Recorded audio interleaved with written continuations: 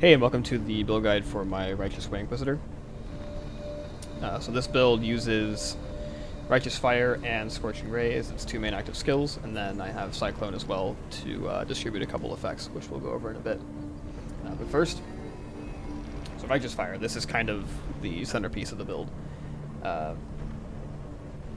So if you're unfamiliar, Righteous Fire, when you use it, cast this big ring around you, and then it burns both you and enemies around you for a certain percentage of your life. It burns you for 90% of your max life, or 70% of your energy shield. And then it burns 50% of both of those. Enemies burn 50% of both of those. So, sounds like a lot, because I mean that's almost all your life per second. But the damage is affected by things like fire resistance. So, with enough life regen and fire resistance, you can easily sustain the damage this deals to you. And then, of course, this also means that the more life you have, the more damage you'll be dealing to both yourself and enemies. So, yeah, I'll be going over more of that stuff in just a bit. But we have that supported by Elemental Focus, increased AoE, and increased burning damage.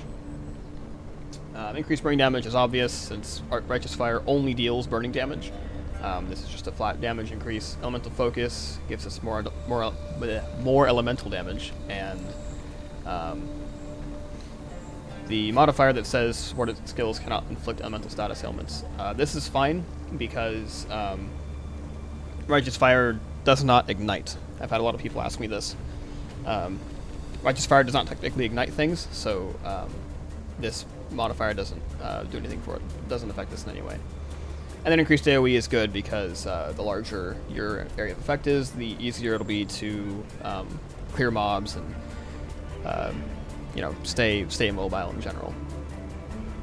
So Scorching Ray is actually going to be in a 3-link for us. We'll be supporting it with Elemental Focus, and again, Scorching Ray does not ignite things; it simply does burning damage. And then it's also going to have Controlled Destruction, and Scorching Ray does not crit either. So again, the downside on this support gem doesn't affect us. Now the reason I have this in a 3-link is because we have it in Dune Kibiari. Now this unique gives us quite a big bang for our buck as far as our 3-link goes. As you can see, it supports the gems by level 30 Iron Will, which is essentially already a 4-link. But then it also gives us 1% increased damage per 8 strength.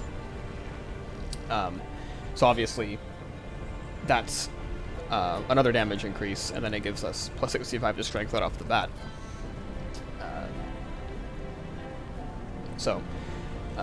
Strength stacking on this build is going to be very useful for us, both because of this modifier, and then also because it gives us plus 1 to life per 2 strength. So, as you can see, I have quite a bit of strength here.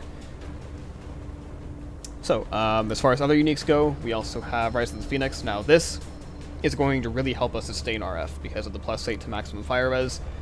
That's really going to help us to make sure that we're resisting a lot of the damage that RF is dealing to us. It also gives us a decent amount of regen and extra fire resistance and stuff like that as well. And we also have the Formless Inferno. Now, this helmet gives us a lot of resistance to physical damage. And this is because, I mean, it gives us a pretty decent armor rating.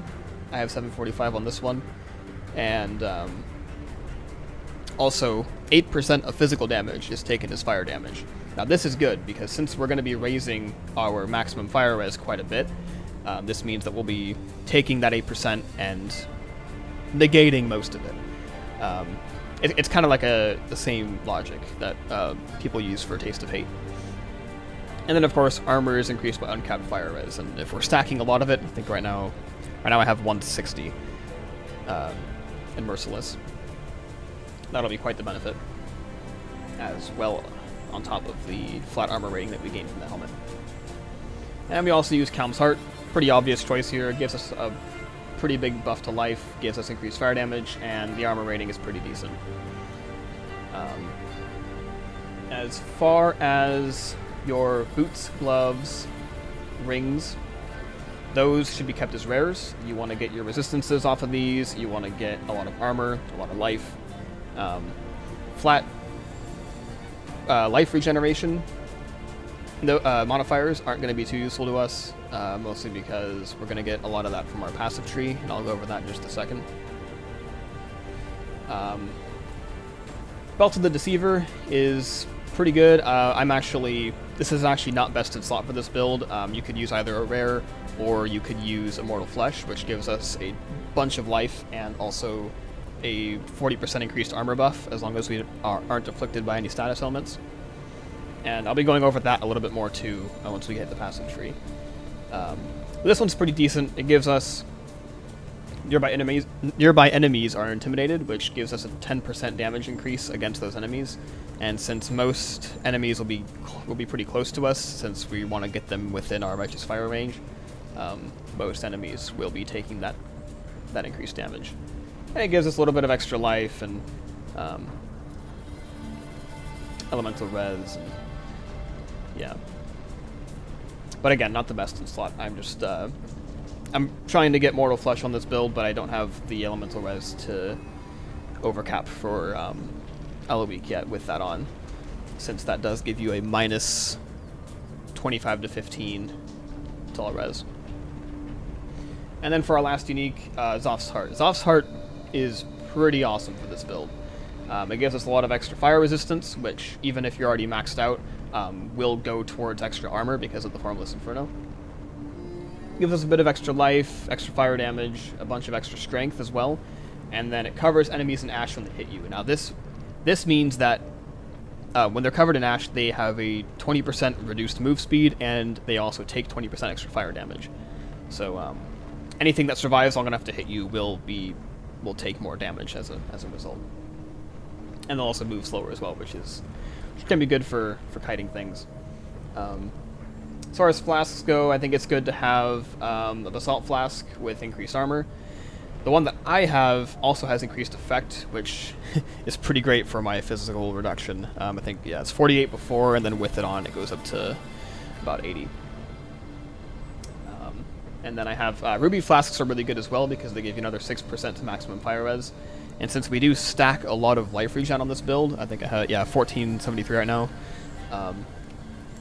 that will take more advantage of that regen, since we'll be taking less damage from Righteous Fire with this on. And then, and it'll also give you increased armor too, with the plus 50 to fire res. And then I think having a Quicksilver Flask of Adrenaline is really good for clear speed. The build moves pretty slowly, and doesn't really have a good way to ramp up its clear speed without one of these. I think it's good to get 30% move speed on your boots if you can afford boots like that. Yeah, and then 1 or 2 life flasks is necessary. You want to have some kind of healing. Degen effects can be really bad for this build, so make sure you have a flask, 1 or 2 flasks of staunching. I think. Yeah, I only have 1 right now. I used to have 2, but I got rid of it for something else. But, yeah. So, onto the passive tree here. So leveling this build is very simple. On the passive tree, all we're really going to be grabbing is life and fire damage nodes. With the occasional exception, like right here I have Amplify, and down here, I think, yeah, I have Elemental Equilibrium as well. So I would start out by, you want to grab Sanctity first, and grab all these regen nodes along the way. And so in terms of regen on this build, basically all of it is going to be life regen, percent of life regen per second. And the reason for that is, since our life pool is very, very high, RF's damage to us is going to this build is gonna scale pretty high as well.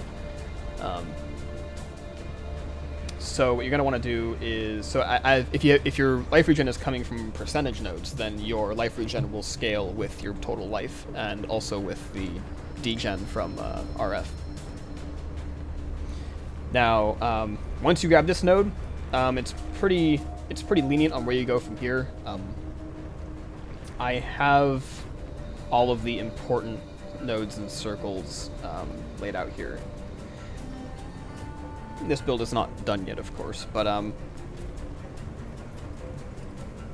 yeah, so Once you hit this, I would probably grab these life nodes here, and then I might start working your way towards Holy Fire if you want, or alternatively, you can also go down here and work your way towards Arsonist. Now, Holy Fire is really good because it gives you quite a lot of burning damage. I think 70%. And since we only deal burning damage, that's quite an efficient circle there for 3 nodes.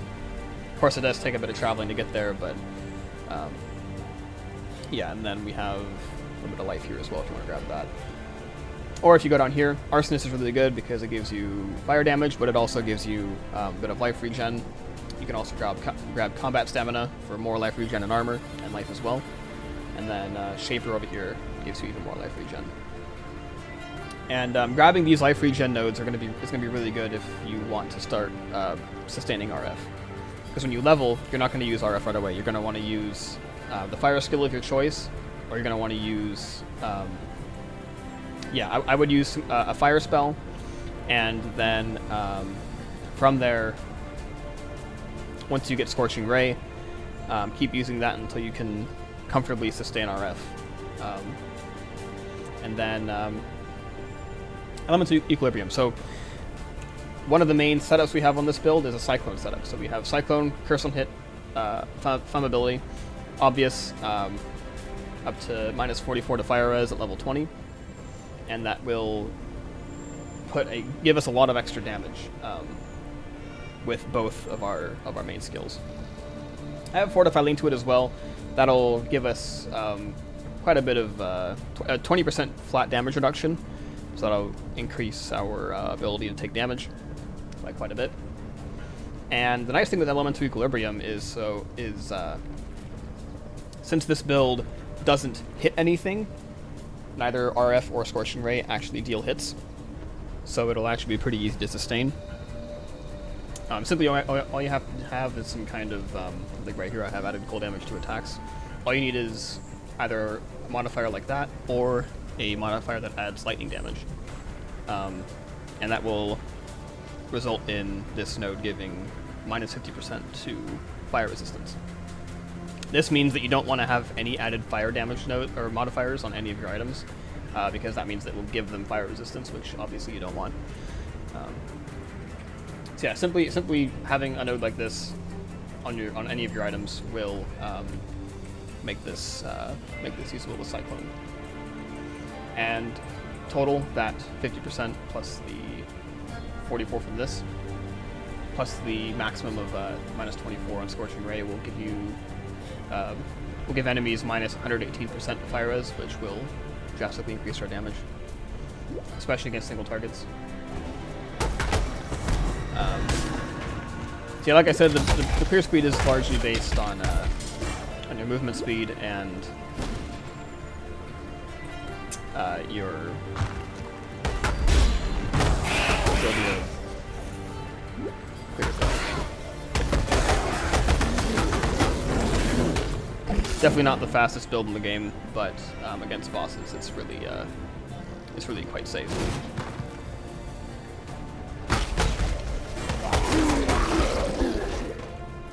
You have to try out the build in hardcore, but from what I've played so far, it seems to be pretty viable for that. So I can get to the boss arena real quick.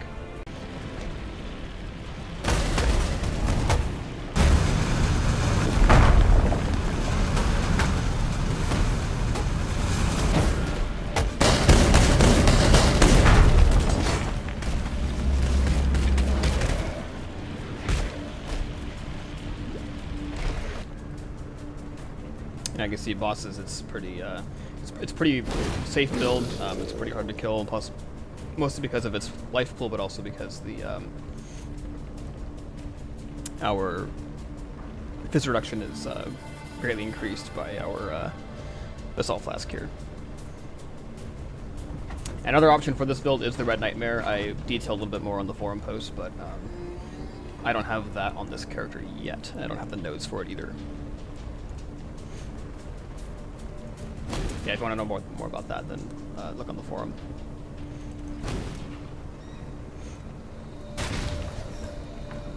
I think that's about it. So thanks for watching, and see you later.